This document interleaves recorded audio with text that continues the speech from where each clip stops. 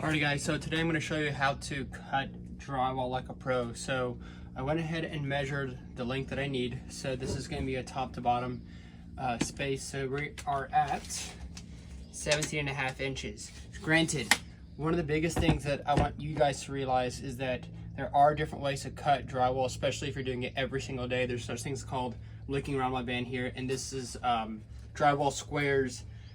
You can use straight edges, things like that. Let's just say you don't have those things, you're just doing a DIY project. Here's how to do it.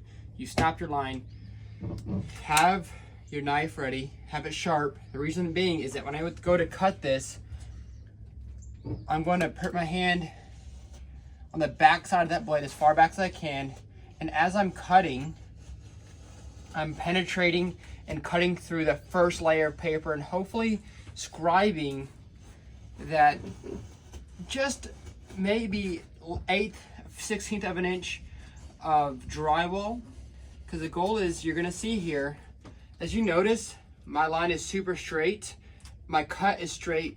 Keep the hand behind that blade. It'll give you, and stand as far as you can behind that line. That really gives you the best chance to keep that blade straight. I don't know exactly what's the science behind all that, but I was told that by a roofer who used to cut shingles back in the day, and he told me that, and ever since then I just know it works. The more you stand over it, the harder it is to get. The more you stand behind the tool that you're working with, especially when it comes along with straight lines, it just works. Take your time, be careful. There you go, I've cut it. Let me show you up close what that looks like. All right, I've cut just straight through that paper. Let me show you through the edge maybe what that might look like. There you go. And watch what's gonna happen. You guys probably have seen this part with most of your pros. This is the most common part. I'm gonna get behind it. Here's why.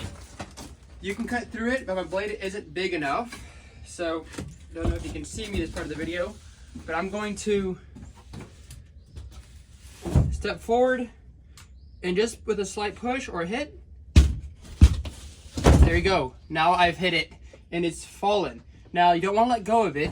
Use the crevice. Now I'm going to show you on this side here.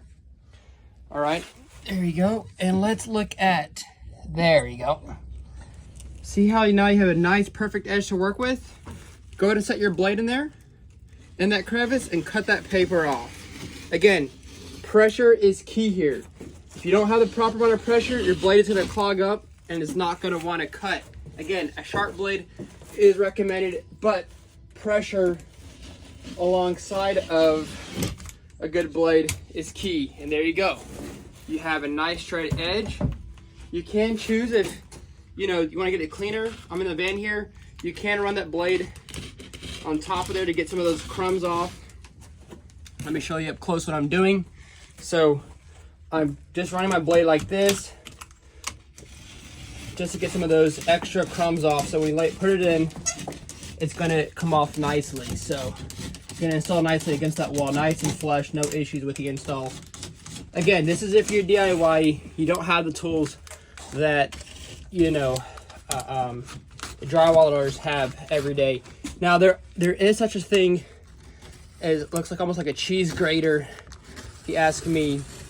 The drywallers will use to get a nice smooth edge. They'll slide it across the top here, and that'll give you a nice finished edge. If you're doing a lot of drywall, I might recommend doing that. But if you're cutting one like we are today, that works too. Hope that helps, guys.